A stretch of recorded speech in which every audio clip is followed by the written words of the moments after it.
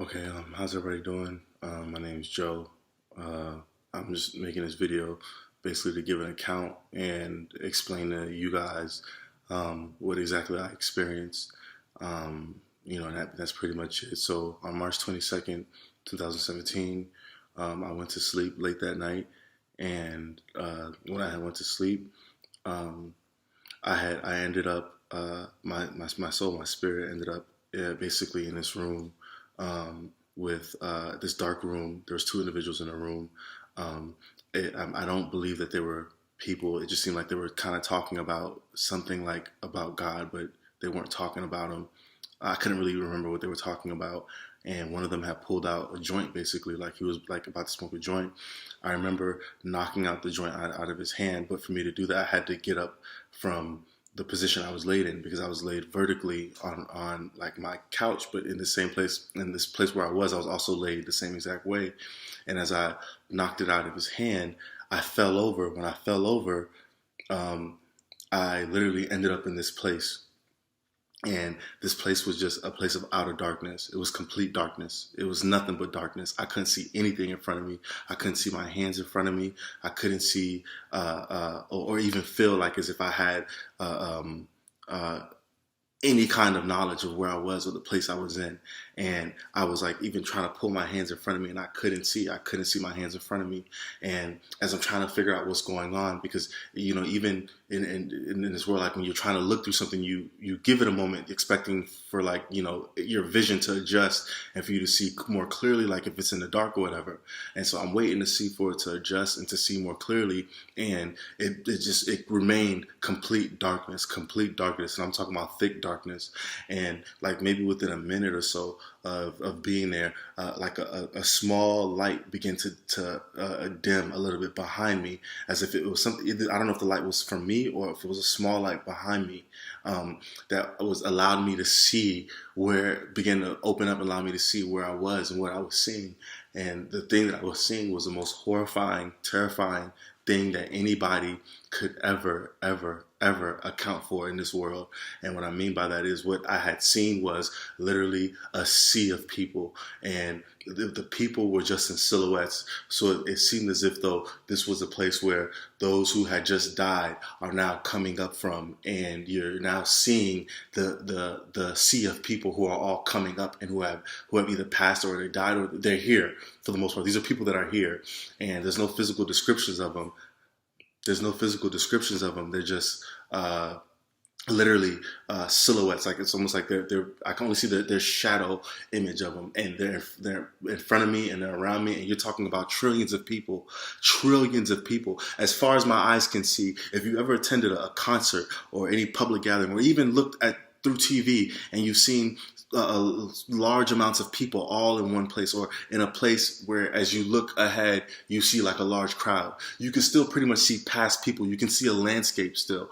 This place was so many people that the landscape was people. As far as my eyes can see, there were people. As far to my left and to my right, as far as I can see, I'm seeing people. And there is no interaction amongst us. Nobody's interacting with anybody. And immediately the fear that was there, it was like it was controlling the environment. It was like at that moment I had nothing but questions. I was trying to figure out where I was. Why am I here?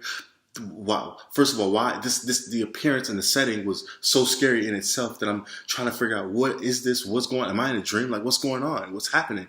And as soon as I begin to try to figure out what's going on, and and right now I'm at from this moment on, I'm at a very, very, very high level of fear, and it remained that way the entire time. And it wasn't because nothing actually about the experience made it scary.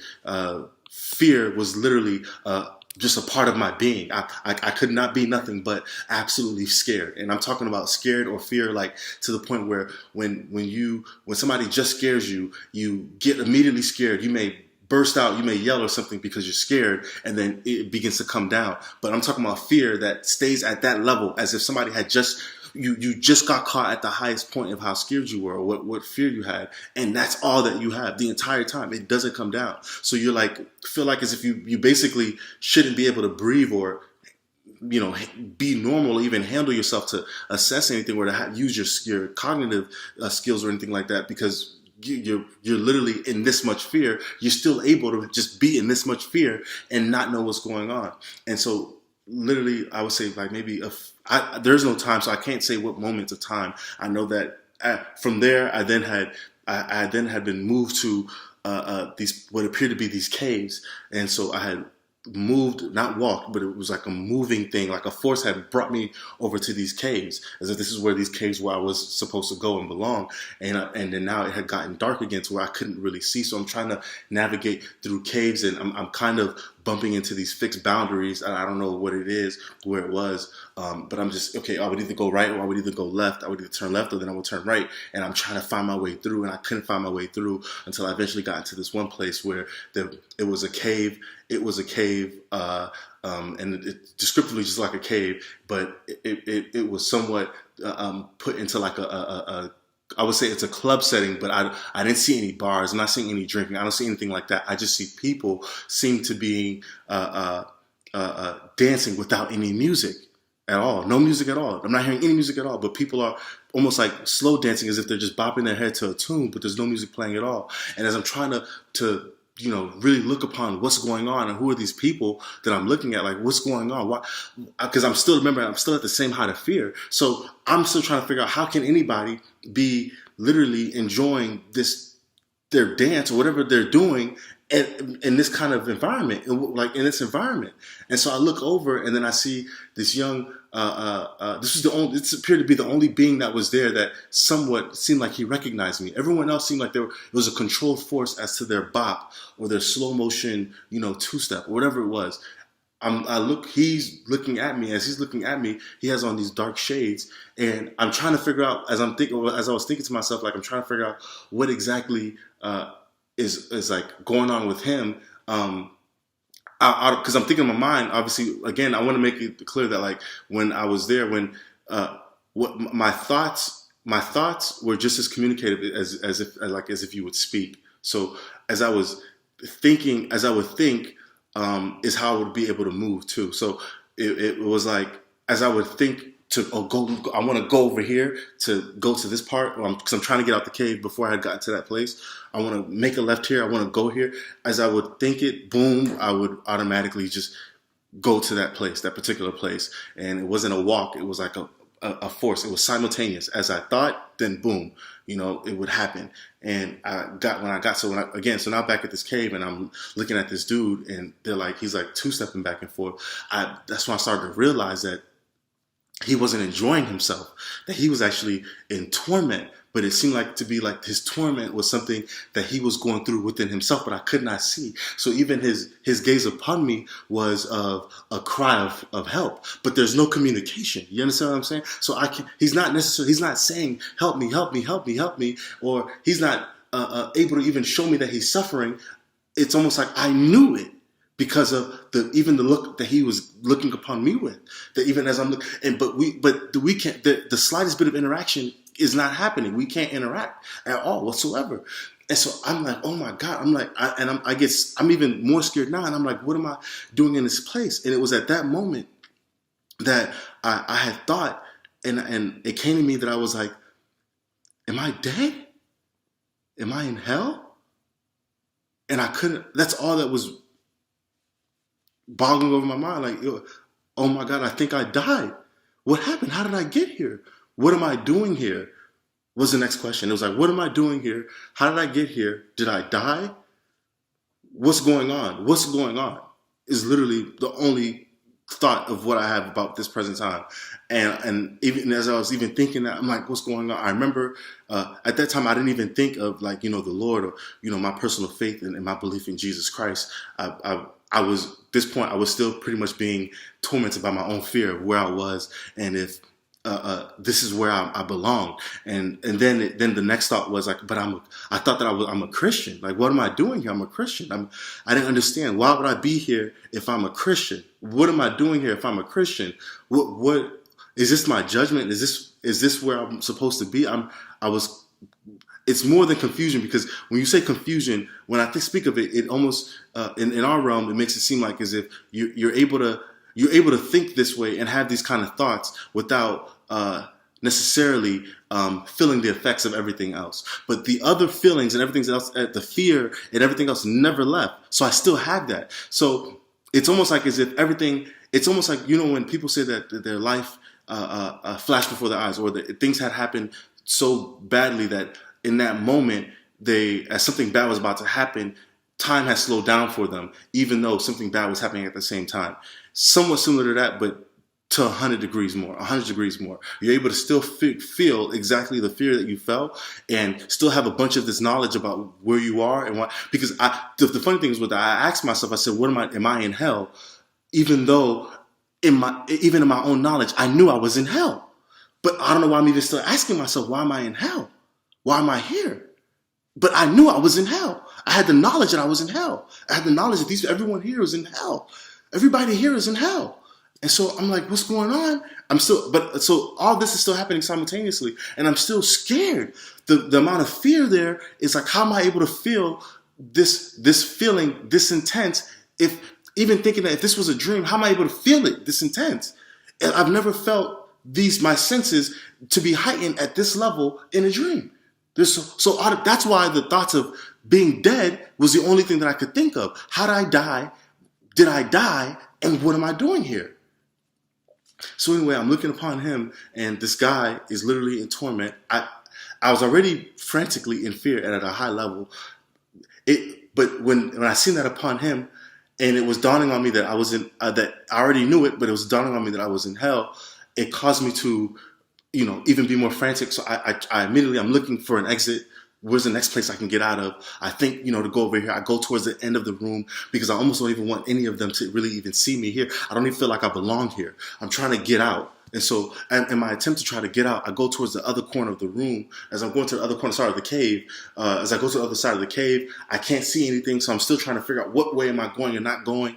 And then even out of a form of desperation, I try to basically escape to see if there's a way I can go up. If I can go upward, is there a way I can get out to go up? Is there even an up? And I don't even remember being able to look up, because remember, you don't as you think it, so is it happening? So even as I'm saying, I want to go up, or can I go up? Simultaneously, I'm already trying to go up, and I realized that I was at the ceiling of this place, but it was a fixed boundary, and I couldn't feel what the boundary was. All I knew was that from the point of the ceiling of feeling this fixed boundary, I felt immense heat.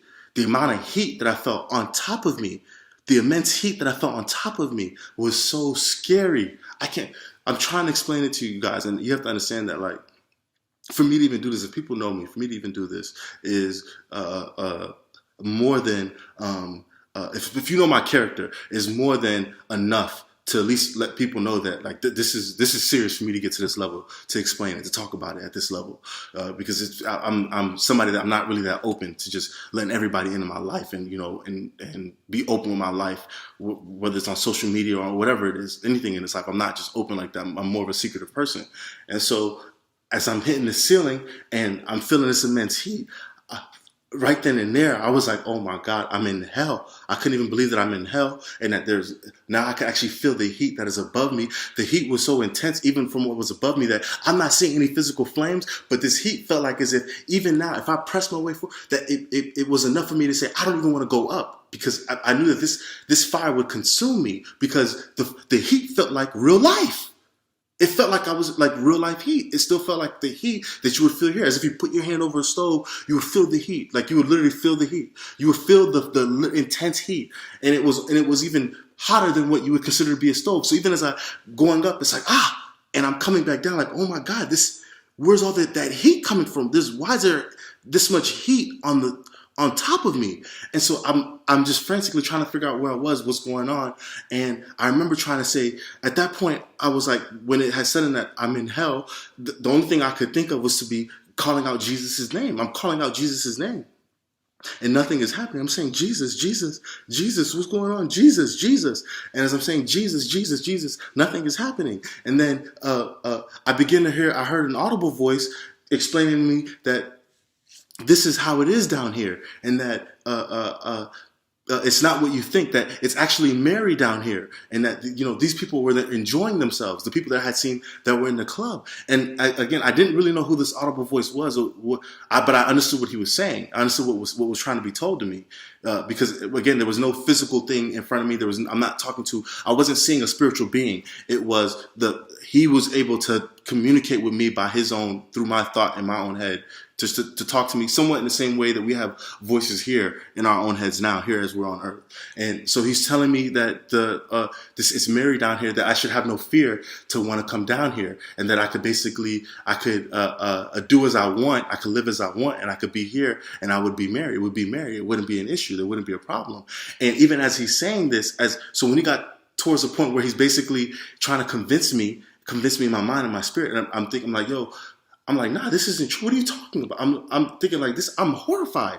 I'm horrified. No way. No way am I coming here. No way will I be here. Like, without a doubt, there's no way for anybody that I would come here. I would be here. I would even want to be here. I would even consider it. And so I'm thinking, and this is after me saying Jesus, I'm like, what's going on? And then I remember when I was saying that, I just went back to reverting to saying, Jesus, like, give me a Jesus, like, what's going on? Why is, I'm saying your name, like, Jesus, what's going on?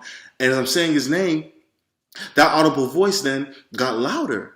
And now the audible voice now was yelling at me. And what appeared in front of me seemed to be like an eye. It was an eye. It was a large eye. It was a large eye. And I remember the eye was not any eye we've ever seen on this earth. It was an eye that even appeared to have different arrays of colors in the pupil. It was a different kind of eye.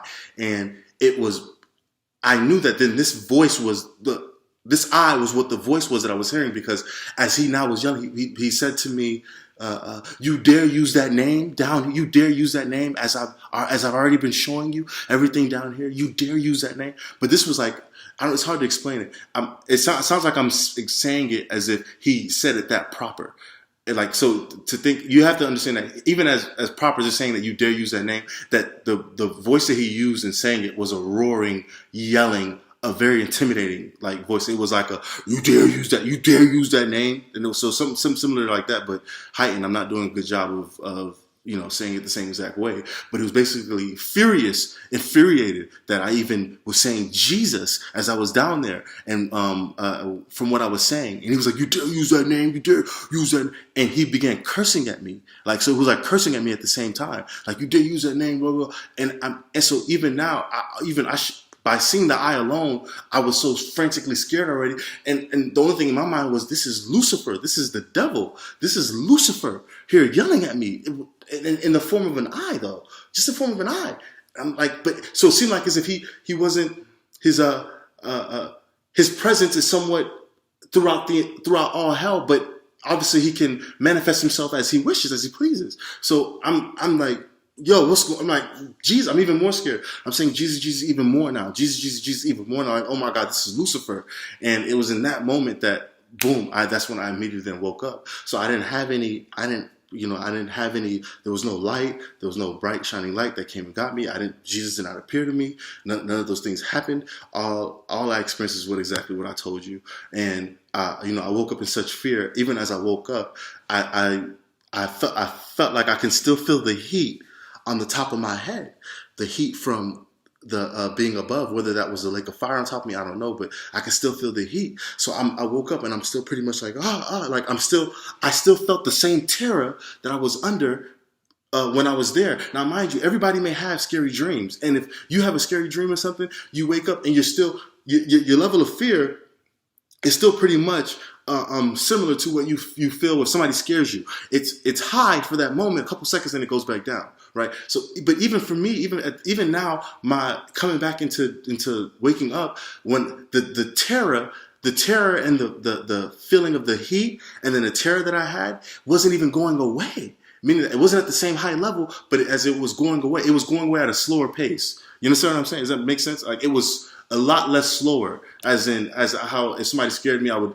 quickly come down and be like, okay, yeah, well, that was you, not funny, whatever. This was entirely different. I could almost still feel, even it's 2 days now, it's been 2 days, and I could almost still feel the terror of being there. And it's hard to describe that, because when you say terror, people here with our senses will only equate terror to maybe what we see, right? Maybe we see something that makes us terrified, or you're in a movie, something is going on that terror is a sense that is induced, and it can raise or be high, whatever. I was still feeling the terror of it being at a high level and not going away, and it was coming down slowly, and I was still frantic. I was scared. I was still feeling the heat.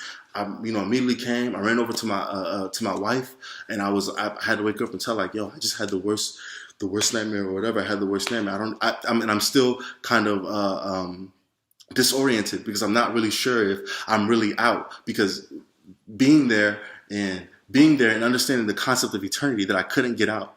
And that's another thing that I want to touch on. Because remember, again, the reason why it seems like I'm describing this stuff out of sequence is because it's all happening simultaneously. So remember, I said that I had the knowledge. So even though I'm not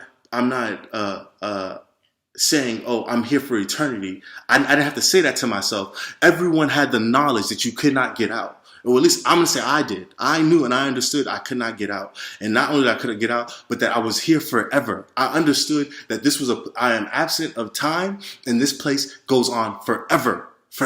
And I understood that. And I think it was a part of the fear. It was a part of the terror, that all this stuff that I have knowledge of, instantly I'm completely all knowing. I'm all knowing. I know it all. I know it. Even though I'm even questioning all the things that I know to be true. The same way we know I'm breathing air because oxygen goes to our lungs. We learn common things here, the natural laws on this earth. We know it. We just know it because we know it, either because even if it's not explained to you, you just know it to be that way. So it's the same exact way. I just knew that I was here forever. I was stuck here forever. I couldn't get out. And what was going on was being controlled. And that was the worst part about it. That was the worst part about the entire experience. That was the worst part. The worst part, and the worst part of the lack of hopelessness, and that nobody can interact with anybody else. Nobody. There's even comfort in being in an oppressive state. There's comfort. A good example. I'm being real. Me being a black person, it's comfort. There's still comfort to feeling like, or knowing that, your struggle of what you go through to overcome, racial disparities or racial discrimination or biases, that I'm enduring it amongst a group. There's a certain level of comfort there, and feeling, and in everybody's own heart. Or if you're in jail, even people in jail have a comfort that they're not the only ones in jail. Even if they're in solitude, they understand that there's other people here, and that this is something that others are enduring with them. You're not even given simple comforts like that. You don't even feel. It's not that you don't even care. It's not an element of that realm. You don't even feel a comfort. Comfort is absent. So there's no recognition of, look at how many people we're all going through it. Look at how many people are here. It's impossible. There can't be a party in hell, because even though when you're in hell, the only person that you believe that is going through something that you can feel and feel and go through is you. The only thing you can be, even if you're there with millions upon trillions of people, you feel as lonely as if you're the only one there. And that's hard to explain. You feel like you're the only one there. That's exactly what it was. Exactly. So absent comfort, absent no interaction. Everything that appears to be even slightly good is not there at all. So it's horrifying. And mind you, again, like I'm saying, it's not because I had the knowledge of all these things that I was horrified. Horror and terror was a part of the elements, the environment. It was a part of the environment. It was exactly, you could not even choose to be at a different level of fear if you even want to, because you don't even have the cognitive abilities to decide to yourself that I'm not going to be scared, or what's really going on. Let me figure out before I just, act frantic. There is the cognitive functions that we have here are completely absent. And that's what people need to understand, that there's no controlling of it. A lot of the things the very small things that you take for granted, that you have autonomy over, that you have autonomy in mind, you have autonomy in movement, you have autonomy in what you think and how you think and what happens and what's going to happen. All that stuff is literally, it's good. I realize it's a good characteristic. It's a good thing that you have autonomy. It's a good thing. So imagine absent anything that's good. Imagine no interaction. Family, you can't even consider family. Your family, you're not even considering your family. At this, as far as you're concerned, you even understand the aspect of that even your familial ties that you consider to be family is somewhat minute. It doesn't really exist. Blood relations are just physical, but the spirit is enduring on its own. You won't even consider yourself to have brothers and sisters and those of loved ones. The only kindred you have is maybe those you have. I don't even know how anyone can even have the ability. For me, I didn't have an experience where I was able to have the ability to even think of loved ones. All I could endure and deal with was what was presently controlling me in that environment. And nothing else mattered. Nothing else mattered. Nothing else mattered. And so that's why I'm sharing this, because I feel like people need to hear this stuff. And I feel like I've been the person that I've seen tons of these near-death experiences, or at least people with near-death experiences, or have testimonies on the website or on YouTube talking about how they experience hell. And again, it's when somebody is explaining it to you, I already understand that unless this is meant for you to hear it. If somebody's explaining it to you, it does not do it justice to what it really is and how it really feels. It doesn't. So the greatest impact, unless there's really grace and God has grace and mercy over your life for you to be able to really understand what somebody is saying, or for at least for what I'm saying and how I'm explaining it, because physically you're not able to even really touch that deep. So it would have to be a miracle for God to touch somebody's heart to come to an understanding of what it is I'm explaining. And so that's why I'm understand that. And so that's why I'm not doing this for people to believe me. I'm doing this because I am now fear of my own record. I'm in fear of going and ended up in that place. I'm in fear of answering up to my life and what I'm doing in my life, in every single aspect of it, every part of it, every single aspect of it. I'm in fear. I'm in fear of my own thoughts. I'm in fear. I'm in fear, let alone because if it causes me to end up in that place, I'm in fear. And even if I'm not supposed to be in fear, I still feel some of the terror and some of the things. It's only been 2 days, so I'm still pretty much dealing with the feelings of all of it, and the memory of it. You know what I'm saying? So I just wanted to share this, man, for somebody who maybe wanted to stumbled across this video and they're undecided and they're not sure. They don't really know, what's going on, or whether you believe in Christ or you don't. Hell is real. Hell is real. Whether you're an intellect or whether you're someone who has never attended school in your life, hell is real. And hell is not something that is based on belief. This is not belief. This is not your belief. This isn't what you believe. This isn't everybody has respective rights in what they believe in. This is what is true. This is what is really going to happen. What is really going to go on? What is really happening? What is true? What is true? This has nothing to do with belief. I don't care what your belief is. I don't care what your background is. Nobody is going to sway me or convince me about my experience to denote it to be any less real than you even trying to explain to me what you're talking about. I don't even consider half of what I see here to be real at all. It's all a facade. It's all a mirage. We're all just passing through. And literally, and the majority of us are being deceived. And the devil is deceiving us, and it's all deceptive to make us think that we actually have these abilities, and our autonomy can't be taken away, and this stuff can't be taken. That this life is really forever. Listen to me. There's no such thing as YOLO or living for the moment. You're gonna have all the time in the world to live for the moment, in terror, for the rest, for eternity. In terror, in fear, you'll be living for the moment, and because that moment is all you have, and nothing else will matter. Not one single thing you do here, as a form of enjoyment, will be even remembered for you to even say that at least you lived the life that you live. The only thing that you will have to stake claim to this life is why did I even have a life to end up here in the first place? I would have rather not even had a life. I would have rather not even had any pleasurable thing, because at least there's still hope that I'm going to get through it. There's still hope that there's something better at the end of the road. There's still hope that things can change. The stuff we talk about all the time. What's the whole premise on wanting to live for the moment is that you only live once. Now imagine, what if I told you only die once too?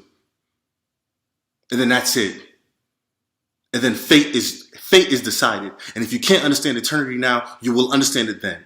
And it's not up for discussion. It's not up for debate. I'm not looking for political talk. I'm not looking for schools of thought. I'm not looking for religious faiths and beliefs in the afterlife. I'm not looking for literature. I'm not looking for any of those things. The Word of God is the Word of God.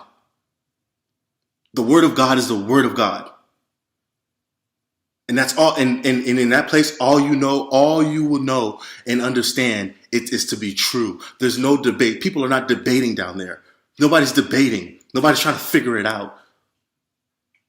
Nobody's trying to debate amongst each other. Even if you don't believe in him or you're not sure why you chose him, you still don't want to be there. Do you hear what I'm saying? You still don't even want to be there.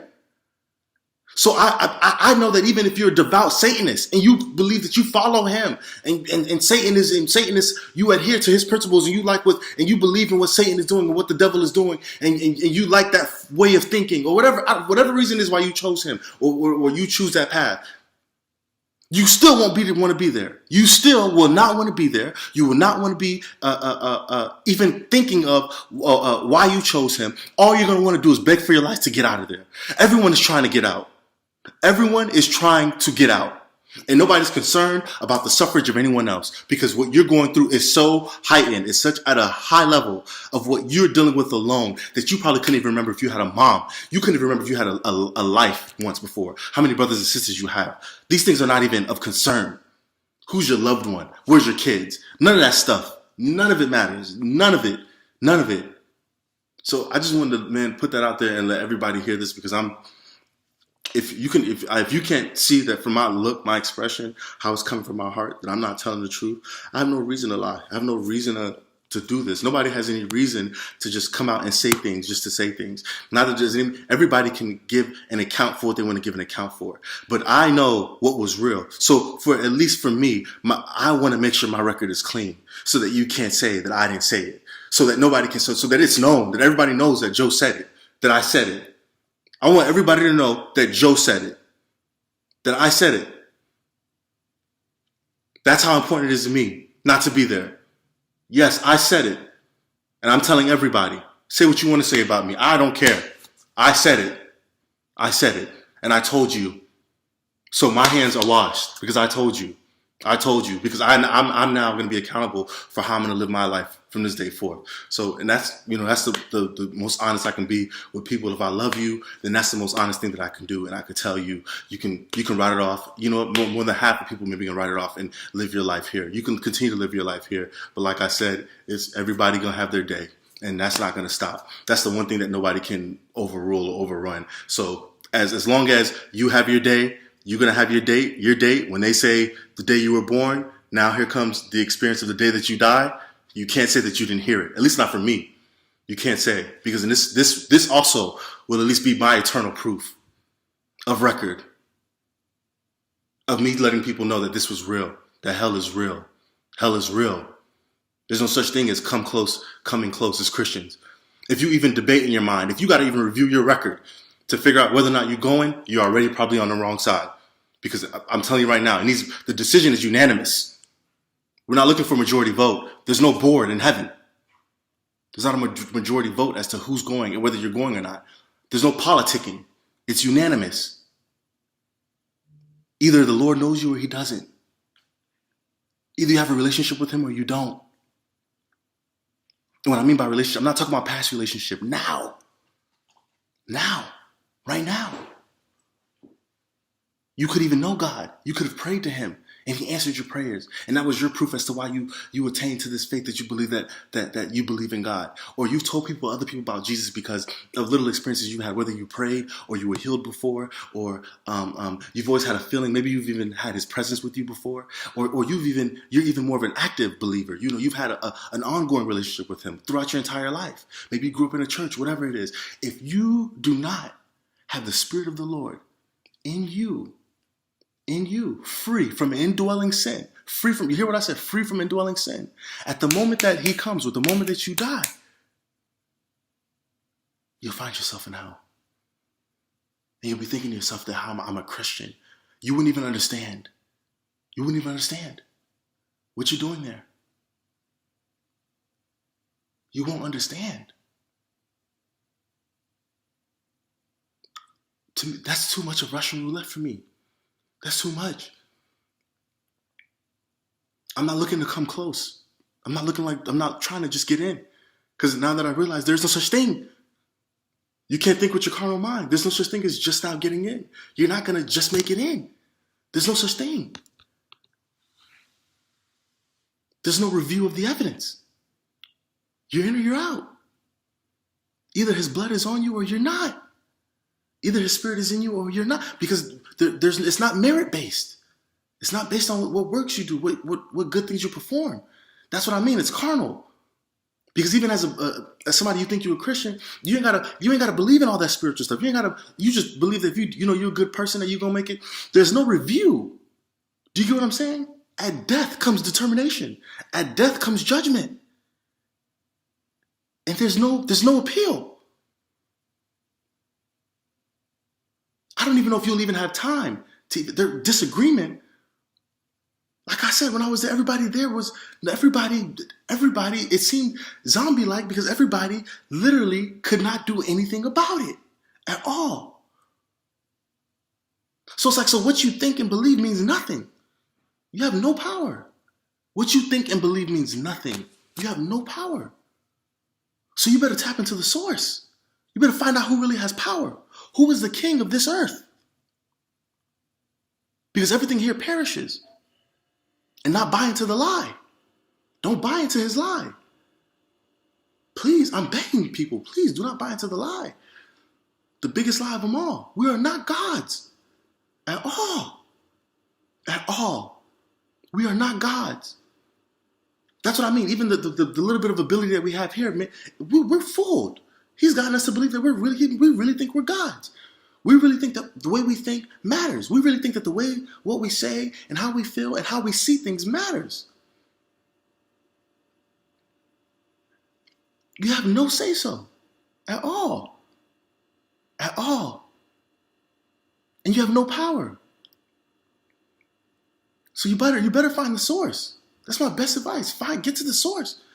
All that matters in his life is getting to the source. I used to be one too, the aspirations. Everybody wants to, at least when you're here, you think to yourself, I mean, what's wrong with wanting to either live a decent life or live a better life? And the means that you use to get there, whether it be good or bad, everybody is up to their own, their own judgment. Leave everybody up to their own judgment. Pursue what you want to pursue. I don't even really know what the point of pursuit is at this moment at all, unless it's for his purpose, unless it's for me to have an understanding of where I'm going. Because this pass through is so temporary, the timing is so short. And matter of fact, it's not even about the timing. The fact that I know that every man is going to die. And the chance and the risk that I can end up there, if anybody goes there, anybody that is there would wish that they had a second chance. Because they probably would be radical. They wouldn't even live this life, even caring about what they eat, or how much hours they're getting of sleeping, or whether or not their kids are rebellious, or whether or not their mom loves them, or whether or not their dad loves them, or whether or not all the frivolous things that we care about. I don't even know if that, I don't feel like I want to care about any of those things, even though I still have love for those things and the people in my family. And there's no way that I will allow those things anymore to have any priority to my eternal destination. That's the key. You want to talk about winning? We love talking about winning. Winning is making it eternally to your destination. That's how you win. Find your eternal destination.